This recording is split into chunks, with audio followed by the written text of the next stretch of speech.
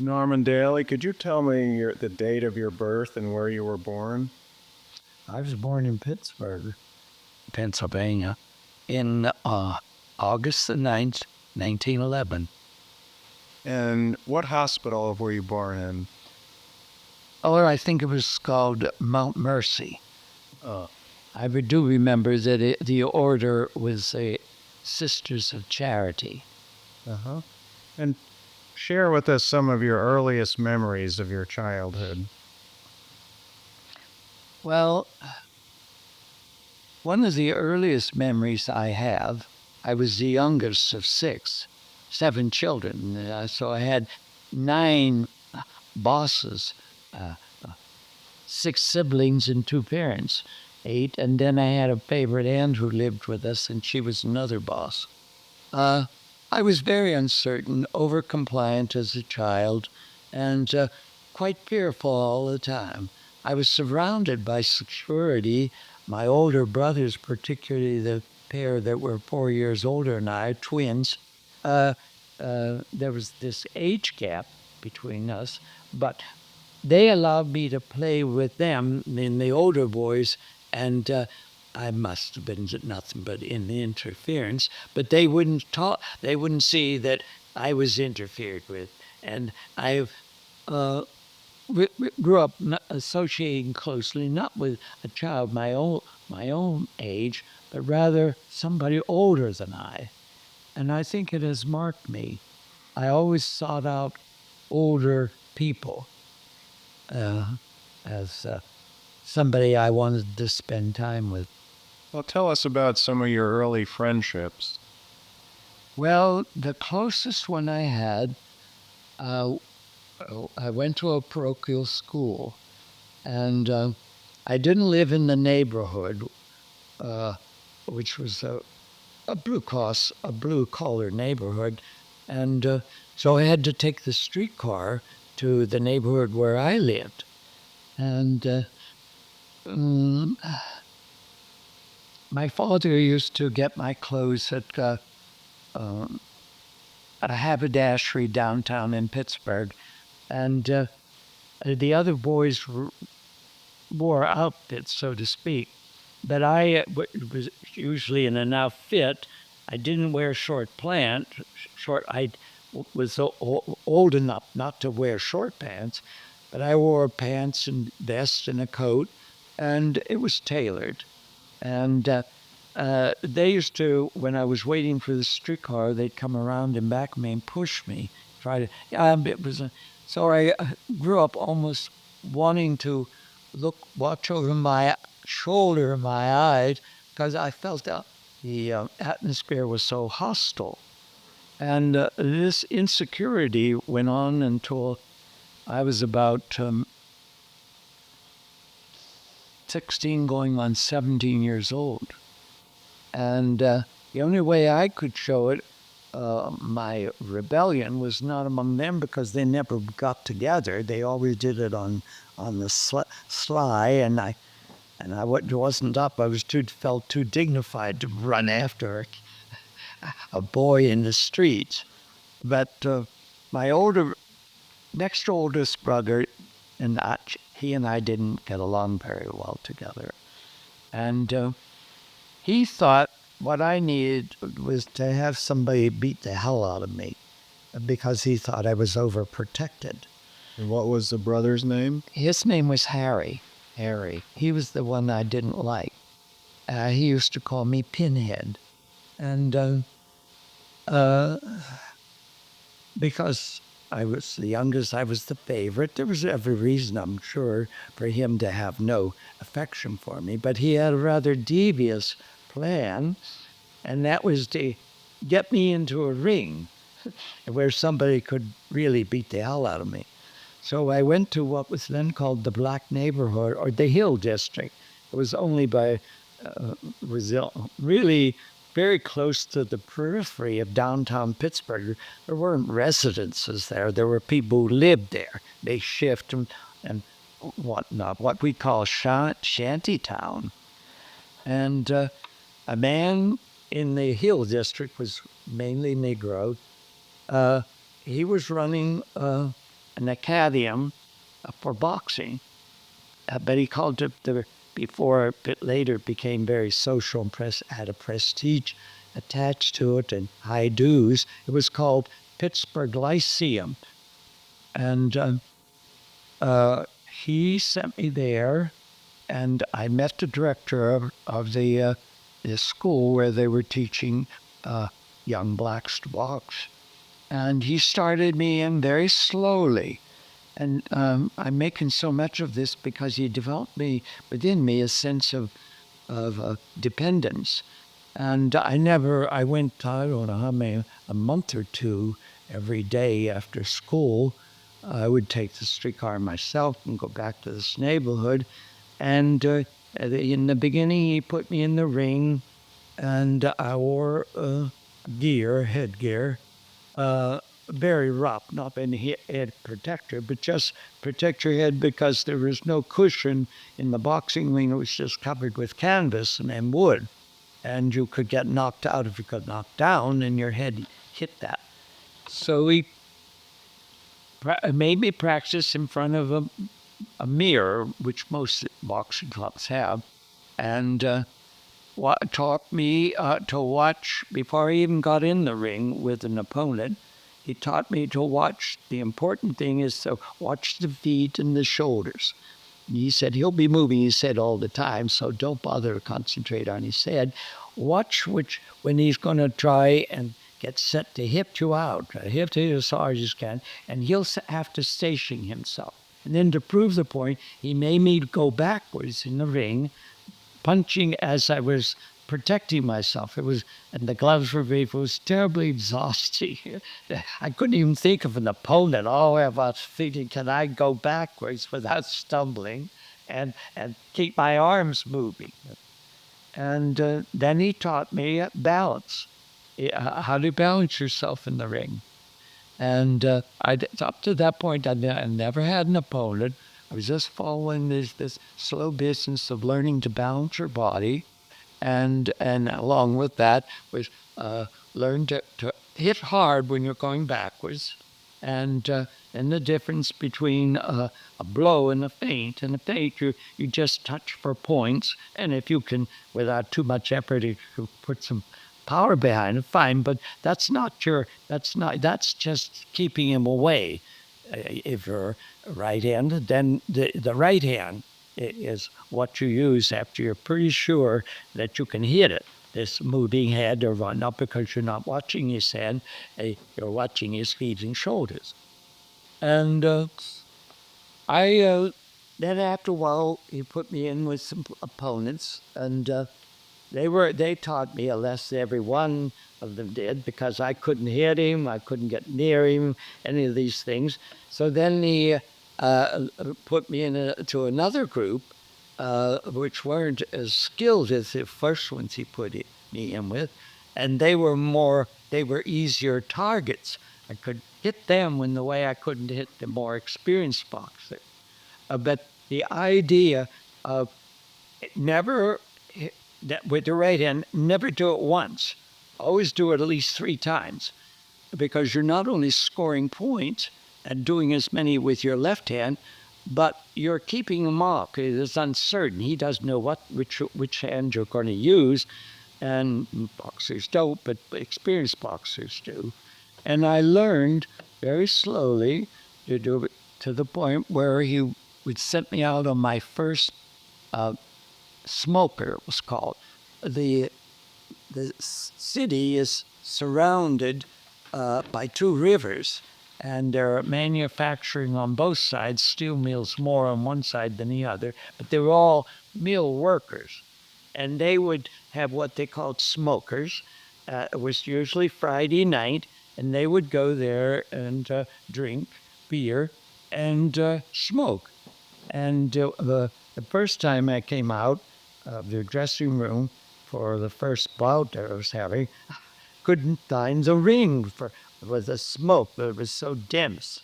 And the ring, of course, was surrounded by the audience wasn't large, probably under 100, but they were busy smoking, so it was very dense and whatnot. And then I go around visiting these same smokers because they were scheduled and they were giving me practice, And it got so that when I got to certain clubs and they saw who was on the next bout, and they'd see they called me either the blonde or the sissy. My hand, I was very light haired, and I guess I was just what they didn't want. But meanwhile, the first time I met the guy opposite me was dark haired and squat and had hair in his chest. I didn't even shave at that point. So I had to remind myself that he had only 2 hands and 2 feet, and I had 2 hands and 2 feet. So, of course, I danced away from him the entire time. He never got a chance to get near me or put one on me. And so that was why I then was called the sissy, because I wouldn't stand there and slug it out. I wasn't strong enough. And I like to think I was bright enough not to do it, because he could have really accomplished what he wanted to do. So after doing that, in my personal life, I began to develop an assurance that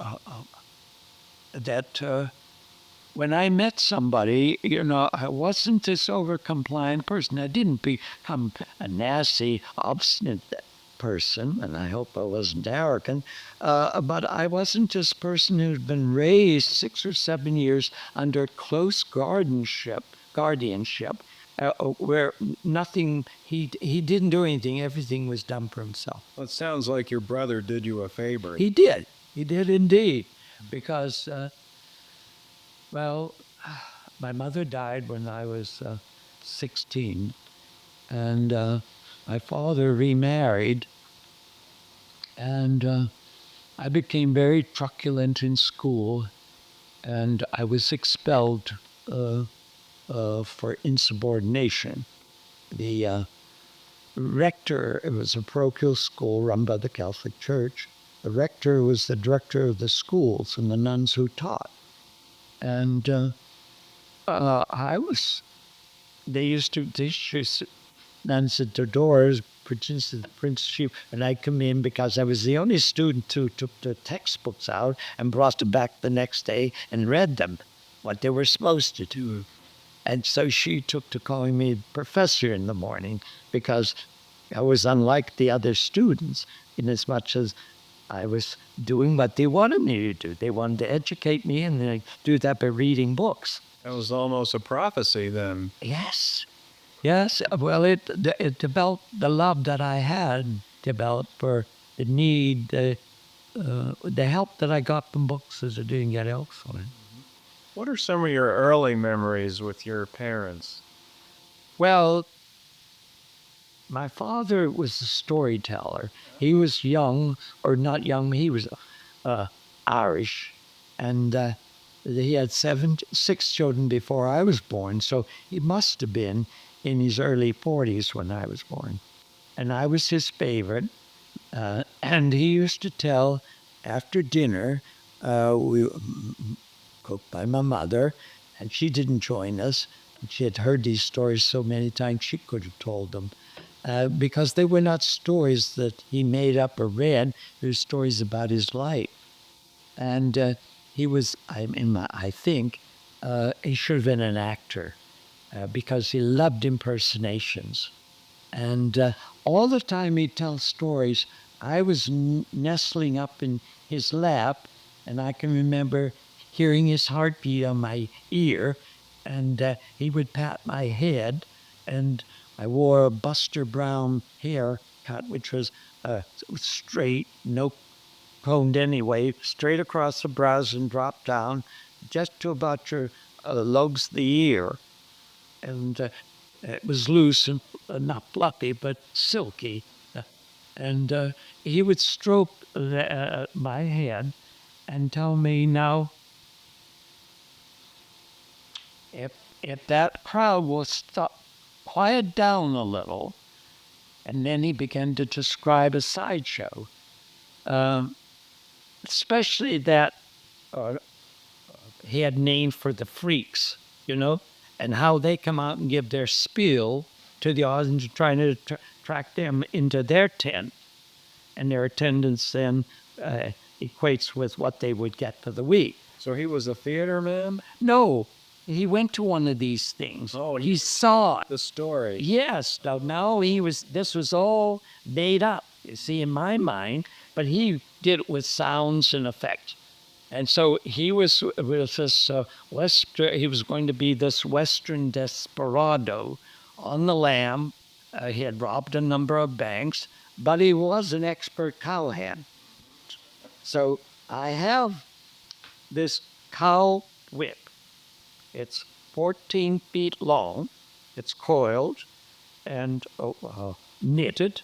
And at the end, I have a fringe about 4 inches long, and there are about 6 or 8 thorns to it.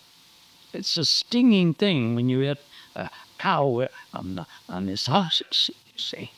And in this case, I want to pick up that revolver in the saloon, and everybody is frozen stiff with fear because this desperado is at the bar and he has his guns in holsters on his side, and he has not one but 2 glasses of liquor, and he has the whole place cowed. Now I want to get that gun, but I don't want to disturb anybody, so I have to do this with a backward movement. But I'm used to that because I have to change when I'm on a cow, on my horse, and I'm chasing a cow or getting him herded this way rather than that way. I know I can do it. So I get it over to here, over my right shoulder. Then I spring it out, and I put that curve at the end and pull the revolver back.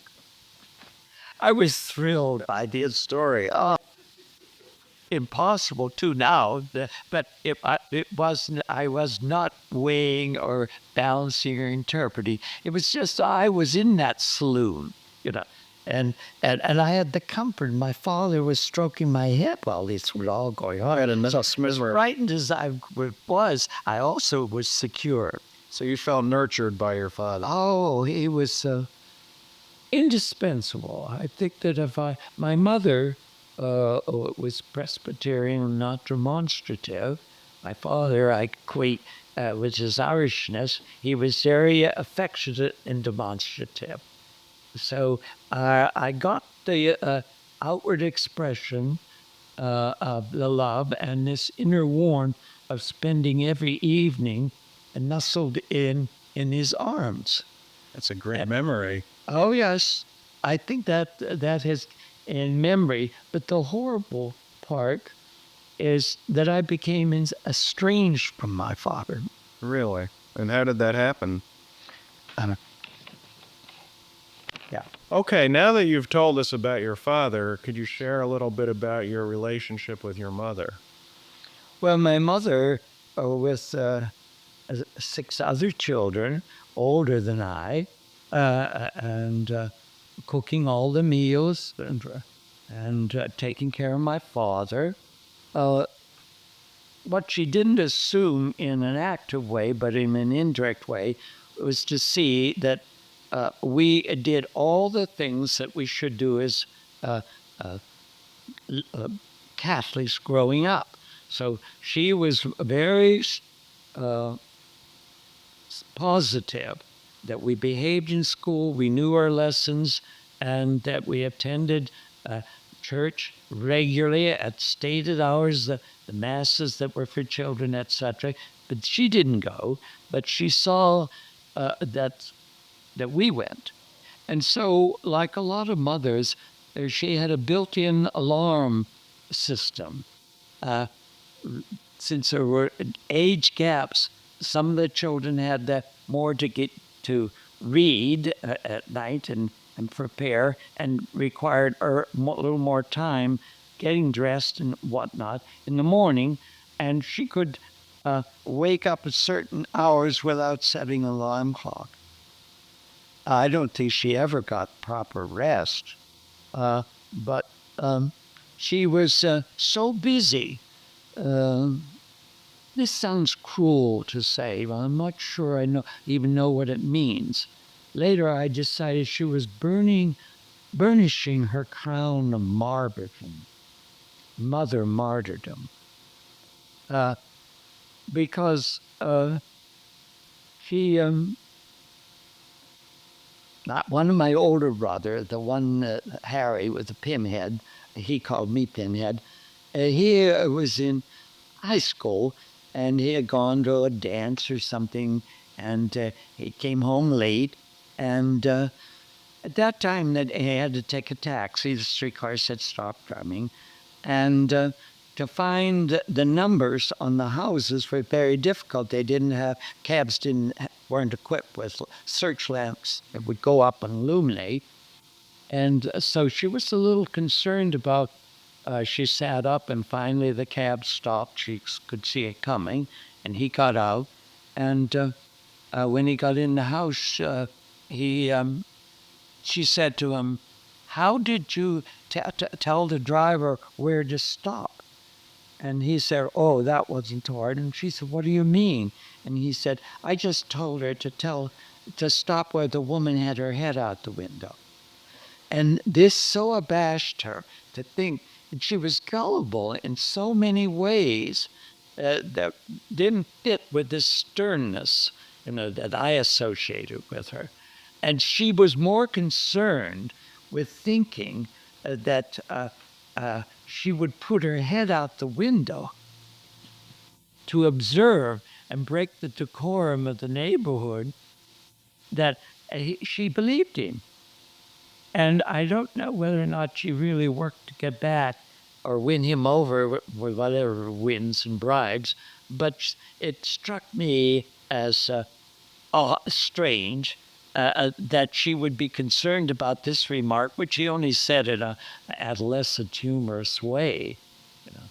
And later, I remember, as I say, she was not affectionate, so I wasn't close to her, or as I was with my father, but then she had no problem with me. I was really over compliant, and I was no problem. The twins were the problem. And what are some of your fond memories of your mother? Do you have memories of things you shared? No, I have no. The only memories I remember were her directive efforts or her detachment. I went to the leading department store with her, and I was so young I was not in school, and she had to hold my hand, otherwise I was frightened. And she went around a counter and left me, not saying that she was going.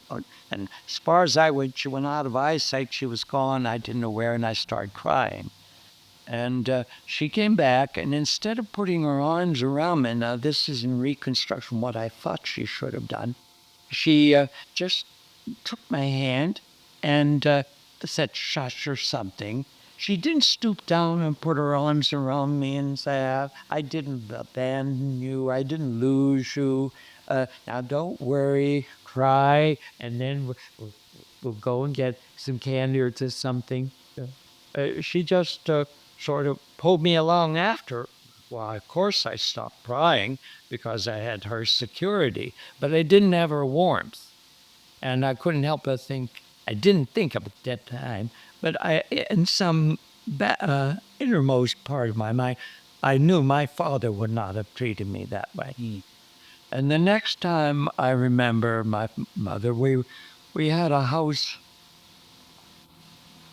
It was a rather large house with a reception room and fireplace on the left. In this case, it wasn't spiral to the second floor. It went up to a landing, and there was a large stained glass window there, and then you continued up into the bedrooms. And then there was the living room, and you entered it with colonnades, wooden colonnades on either side, and a fireplace in the opposite, and a bay window to the right, and then into the dining room. And the dining room, it was big enough to have a butler's pantry, and there was a bell under it, and it was under the rug where my father sat at the table.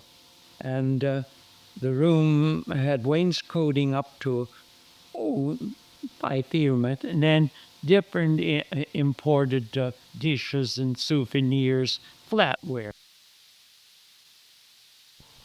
the dining room was a large table with a heavy oak,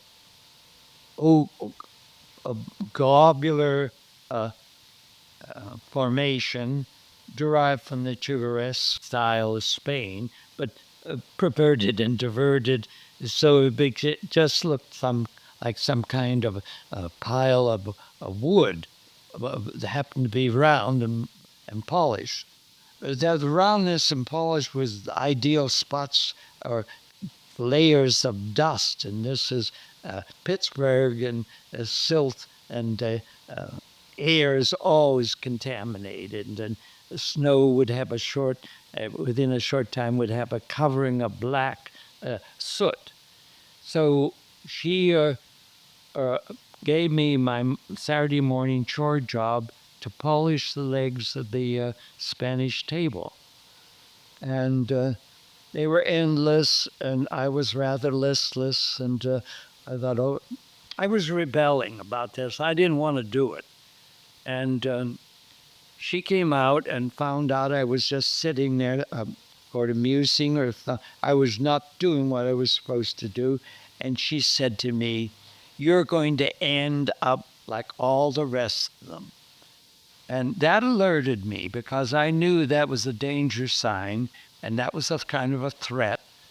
And she said, meaning that you'll end up like all the rest of them, meaning you'll end up at J&L. J&L's was Jones and McLaughlin, steel manufacturers. Oh. And all the uneducated people, what we were referring to as the blue collars, that was where I would end up with the kind of attitude I had. You see. And so that was another occasion for me of feeling rejection. She wasn't capable of doing, for various reasons, of crawling under the table and coddling this recalcitrant, disobedient child. And so what she used was this verbal weapon or whip, threatening me that I'd be like the others. And I remember thinking, how wrong you are. I'll prove you were wrong. So did that stick with you? Oh, Rebellion. yes, indeed. I was never going to be uneducated. I was never going to end up as a laborer, or she didn't expect me to. My father wasn't, but she was using the longest, sharpest wit that she could, be like the others. Right. What about your other siblings? Oh, well, they went through school with less problems than I did. Oh. They were more athletic than I was. They were more popular. They had groups of children their age, and I didn't have any of that. Did you have sisters as well as I had brothers? 2 sisters, yes. What were their names? Helen and Alice. Helen was the older one, and after my mother died when I was 16, Helen became my surrogate mother. And when I stopped going to school and got some jobs to support myself, she saw to me that she finally guided me back to finishing high school and going on to college. And the other members of the family could have cared less. And I owe a lot to her guidance. And in the meanwhile, my father, when he remarried, then there was the separation. That we were estranged for over 20 years as a result of his remarrying, because I was stupid and I felt that he had rejected me by this woman. I see. Whereas he later told me, and of course I didn't believe him, he said, I remarried not only because we were old friends and I was best man at our wedding, but I wanted a home for you and a mother. He was thinking of a mother's surrogate, and the last thing I wanted was the mother's surrogate. And though she was a lovely lady and had no fault, I detested her. That's the only word I can really use. And she was kind and considerate of me and didn't do anything that a good mother wouldn't do. And yet I rejected her in the cruelest way possible. And that, I guess, an inner sense of contempt was fostering this wanting to get out of this environment. How long did you live with her? 1 year. 1 year. Huh. And then you moved out? And I'm trying to get this straight. No, it was longer than 1 year.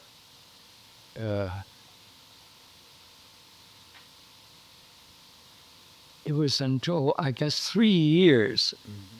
And I had enough business experience at that time.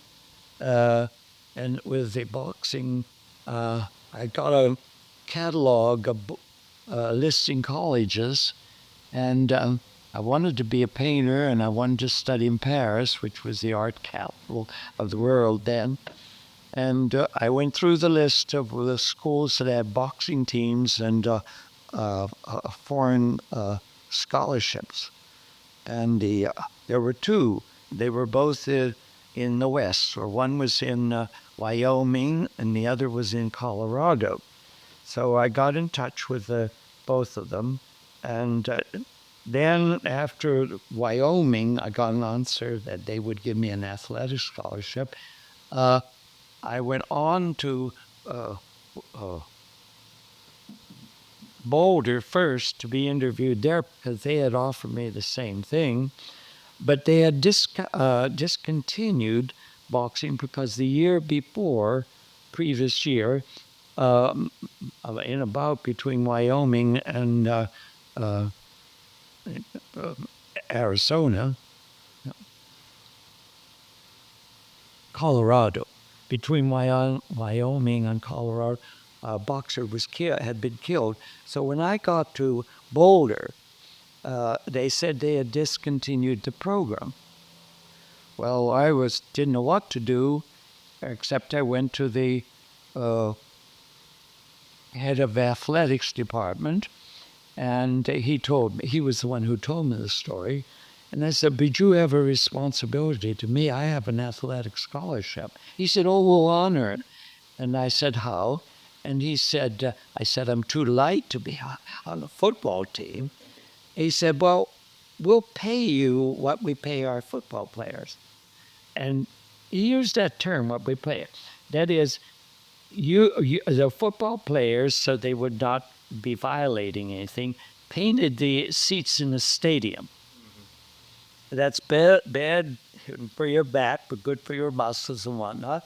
I didn't go there to do something like painting seats. I went there for another purpose, much, much easier. So he said, the only thing we can do is to give you a discount on your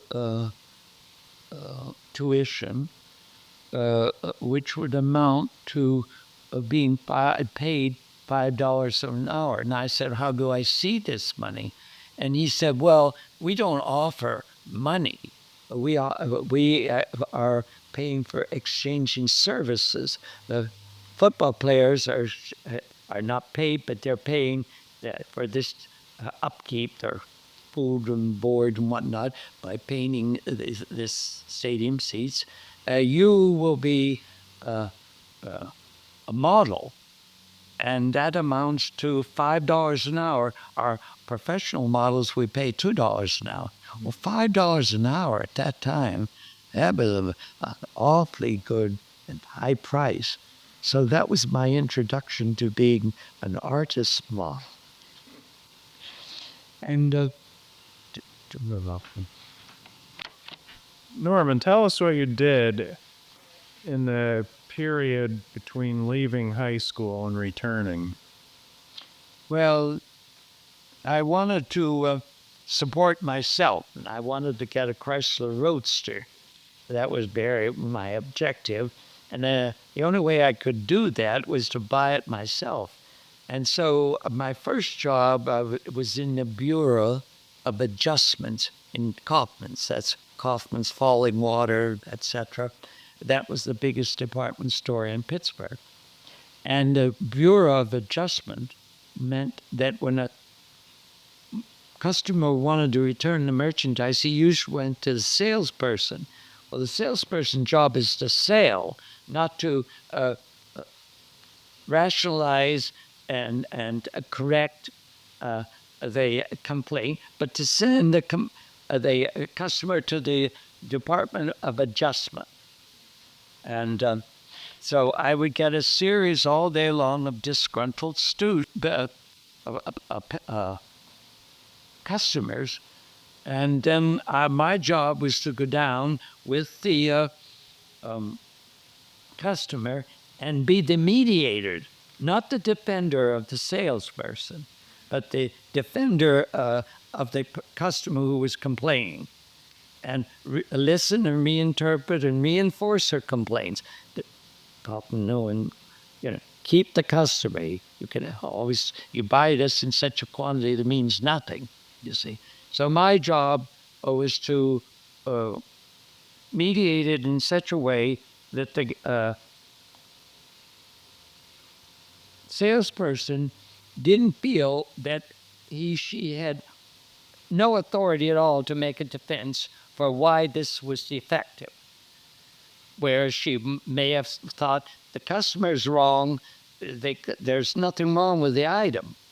Whereas my job was to support the customer and reinforce her arguments, however illogical or unreasonable it may be, because keep the customer and don't worry about the slight loss.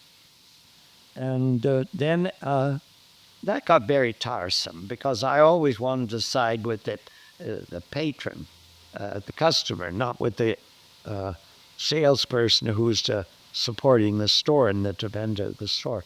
So then I got a job in the Bureau of Adjustment. No, that's what I just said. I went to the Bureau. Oh, I've forgotten the name of it, but all the receipts of the day went over wire, and they went in little wire containers, and they were sorted out from the different departments, put in these things that went into an office. So you didn't see it; they just see the wires overhead, and then they were opened by they were all young women who sorted those department slips, got the account number, that is the store number for bookkeeping, the amount of purchase and whatnot, and then all that finally ended up to me, and I went over sort of verifying. I can't imagine how I could have verified it. The only thing I do remember is since I was managing the office, I came early. I was never late. And furthermore, I wanted a good manager, and so people who would come in late, I would talk to them about this. So the result was all the ladies who worked in this, they would come in and they start on that, and then they'd start doing their hair and getting their makeup on all the time while they were doing this job. And I didn't want to go down there and say, look, your appearance at lunchtime when you go out and have your lunch is of no importance to Kaufman's, because I knew it was important to them, and I was ambivalent. Whom am I defending? So I quit that job, and then my next job, I was going to be the office manager of Medusa Cement. It's a large company in the East, and at that time there was an awful lot of concrete work being done, reinforced by steel. And the salespeople were all in the East. And as office manager, I had to be in contact with them. Where are you? Because I think you're here. You should go over here and see this store that sells Medusa Cement. you're visiting him, you're on the ball, you want to know if he has any complaints, what shipment or anything else. So I had little colored pins for the salesman, and then I knew where they were, and then I would send a call by telephone and call them, and they knew. I don't know how they knew, but they were able to. They would be in an office, and so I would not call them at the home or anything. I would call them in an office where they were supposed to be, and then I would call them. We think that you should do, and then I would tell them where they should go to the next customer, not go there because there for different reasons that the manager knew and I didn't know. And that was an easy job. But one day, I knew it was the monthly meeting. All the salesmen came in, and the room where they met was very large. It was probably between 25 and 30 people were there in chairs, and they sat around, discussed it, and they smoked, and some of them chewed tobacco. The boss, the manager, chewed tobacco. So he rang the bell for me one day, and I went in. Know what did he want, and he said, "Will you empty this spittoon?" Didn't make any difference. It was more than half full, and I was so indignant, so outraged. I was so angry. I felt so insulted.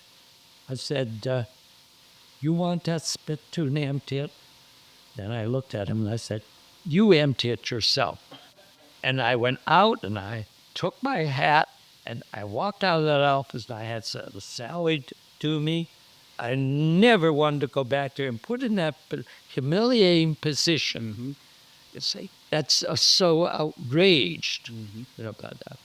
So I had a little while to think, well, what am I going to do? I don't want to be a salesman. I don't want to be a sales manager. I decided that, well, I want to go to college, and I want to get training in art. So that was when I went through I went to the Carnegie Library and all the catalogs for colleges and professions and whatnot, and I found out that there were. Didn't I have this on before? I found out that there were 2 colleges that have boxing teams. Oh, you did mention this. Sure, I must have. Well, okay. And we should go. How do you think your mother helped shape your future career? Well, it wasn't until recent years that I revised my opinion, because when she talked to me about I'd be like all the others, when she said no way, or the equivalent of no way, and put an end to that, now in retrospect, I'm so grateful. I wasn't at the time, because I was no material for priesthood. I'm now, I feel, in tremendous indebted to her, because if she had at that point relented or something, I wouldn't be the person I am. I wouldn't have had the life I had.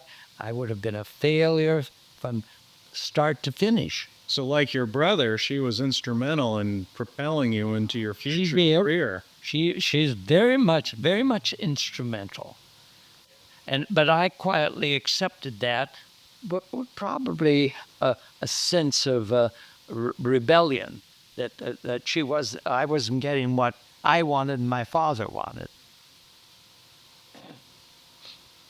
So at one point, your father thought you may be material for the priesthood. Yeah. Yes, he did. But when I was about 5 or 6, he said to me one time, Norman, you're an artist. I had shown precocity and hand-eye coordination, which at that time was estimated or thought to be a talent that would make you an artist. A talent or any of that doesn't make you an artist. Now, no. And so I would have been. Now I've lost my point. What am I trying to prove? My mother's direction. and how I'm indebted to her. Well, I guess I did end it because she saw that I didn't go into that direction where I would have ended up a total failure. Right. That's very good. Okay.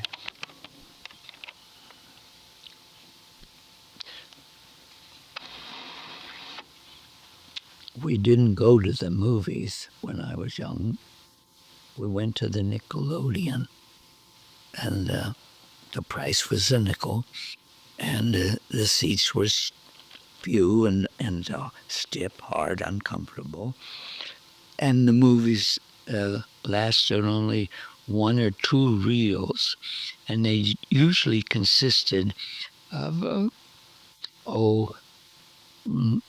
some kind of danger, and the hero or the heroine is threatened by this imminent danger.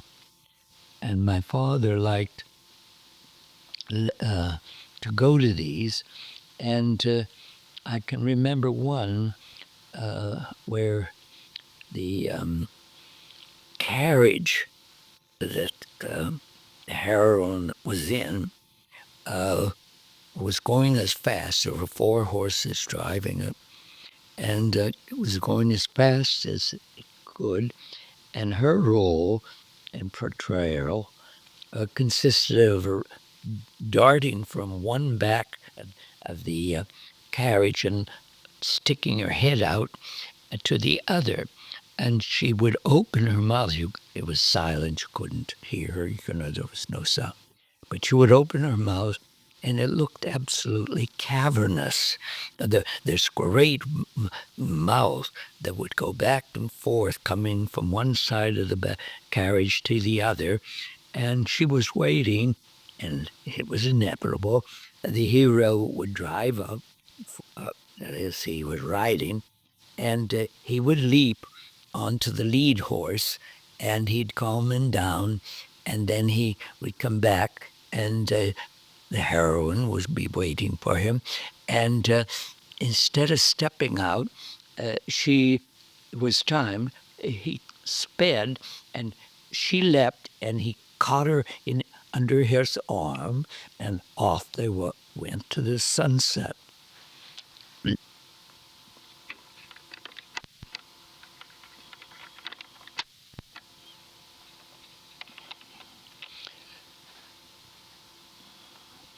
Later, when it wasn't limited to 2 reels, it was up to 4, sometimes 5 reels. And by that time, there was a little more action and more close-ups. And my father's favorite actor was William S. Hart. And he was the original stone face. Nothing excited him. Wasn't perturbed. If he was in a saloon, and then these marauders or robbers would come in, they always crouched down, and they were naturally short, stout men, and they all had black beards, and they were apparently miners who had gone berserk. And they would come crouching down, and the customers, the other cowboys, would coil backwards on their stool, doing nothing, frightened to death. And then there'd be a close-up of William S. Hart, and he would turn his head and look at them, and then they stop, and then he would put his hand down to his holster, and they would turn and just fly off at bright.